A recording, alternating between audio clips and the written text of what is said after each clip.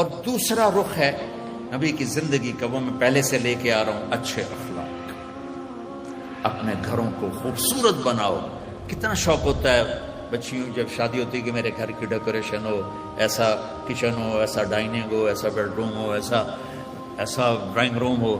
تو اپنے گھروں کو اگر سجانا ہے تو بچوں اچھے اخلاق سے سجاؤ۔ دیکھو بیٹی کو رخصت کرنا آسان نہیں ہوتا ہے۔ ہم نے 2 بیٹیاں رخصت کی ہیں۔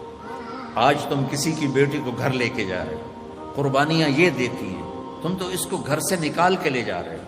یہ اپنے ماں باپ کو چھوڑتی ہے، یہ بہن بھائیوں کو چھوڑتی ہے، یہ اپنی سہیلیوں کو چھوڑتی، اپنی روٹین چھوڑتی ہے، اور سسرال کی روٹین میں اسے سیٹ ہونے میں وقت لگتا ہے، لیکن چوتھے دن ساساں دی ایدا تا دل ہی نہیں لگدا پہ، یہ تو ماں نو ہی فون کیتی جاندی، ماں نو ہی فون کیتی جاندی۔ ابھی 2 دن پہلے کیس آئے میرے پاس کہ جی مجھے کہتے ہیں یہ تو ماں سے ہی باتیں کرتی رہتی ہے، جس نے جنا ہے اس کا کوئی حق نہیں۔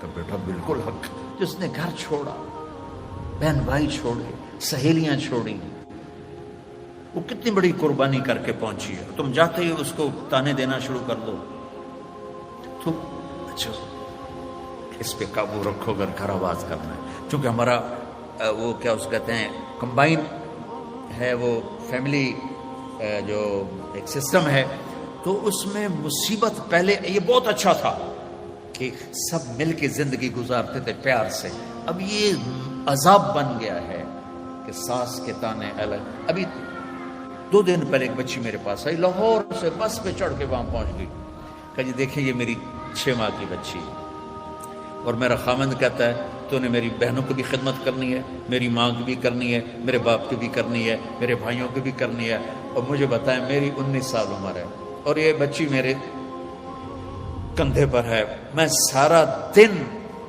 نوکرانیوں کی طرح کام کرتی ہوں، پھر بھی رات کو اتنے تانے سنتی ہوں کہ رو رو کے سوتی ہوں۔ میرے بچوں، اگر آپ زندگی میں کوئی خوبصورتی دیکھنا چاہتے ہیں، اللہ کی قسم گاڑیوں سے نہیں، ڈگریوں سے نہیں، عہدوں سے نہیں، تمہارے اخلاق سے۔ اپنے اخلاق ایسے بناؤ کہ تمہاری بیوی تم پہ قربان ہو، تمہارے ماں باپ تمہارے لیے جھولیاں اٹھا کے دو۔ تو ہمارے ایک زمیندار دوست آئے مجھ سے ملنے، سنو غور سے، باپ کہہ رہا ہے مولانا صاحب میرا بیٹا آگ میں جل رہا ہو تو ہم ماں باپ اس کے لیے دعا نہیں کریں گے کہ اللہ اس کو بچا دے، اس نے ہمیں اتنا جلایا ہے، اتنا جلایا ہے کہ ہم کہتے ہیں ٹھیک ہے سڑ جا۔ ایسے نہ آپ بچیوں سے کہتا ہوں، آپ پرائے گھر میں جا رہی ہو، جگہ بنانے میں وقت لگتا ہے، اور بولنے سے وقت جگہ نہیں بنتی، خاموش رہنے سے جگہ بنتی۔ آپ کو پتا ہے اس امت کی بنیاد ایک عورت نے رکھی، میرے نبی کی بنیاد حضرت ہاجرہ نے ڈالی، اور کیسے ڈالی؟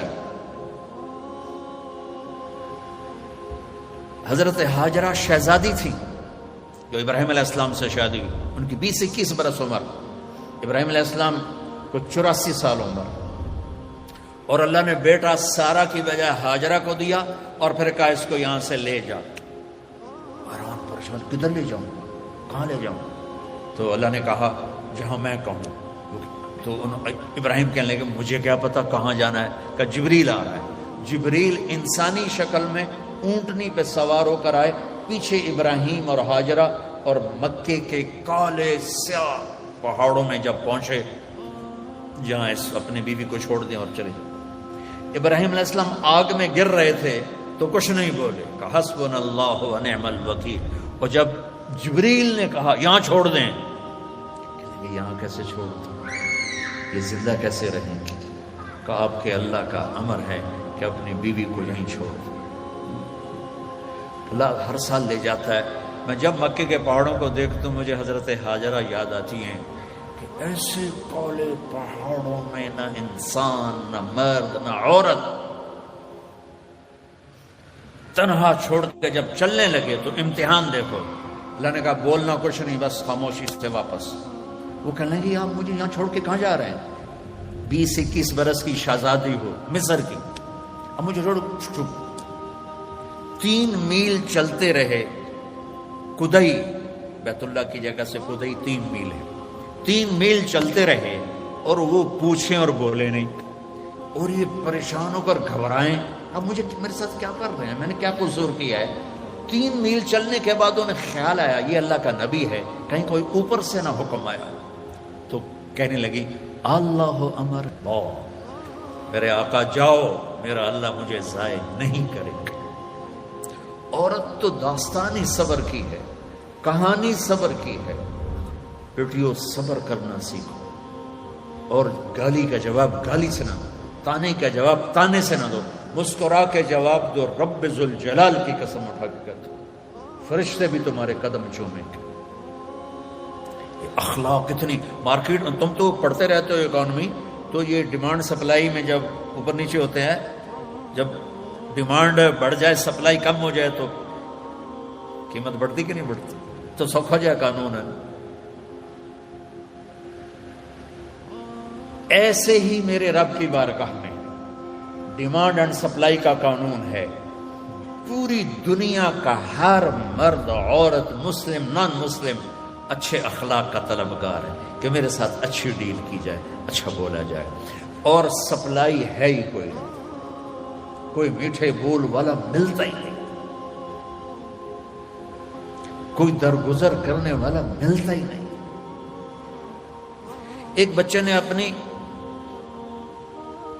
ساس سے معافی مانگی، کوئی بیوی کے ساتھ جھگڑا ہوا تو ساس سے معافی مانگی، تو اس بچے کی ماں اپنے بیٹے پر کیا کہہ رہی، اتنا بے غیرت ہو گئے ہیں، سس کو لو معافی مانگی ہے تو اتنا بے غیرت ہو گئے ہیں، جب مائیں یہ سبق دیں تو پھر کیا ہوگا۔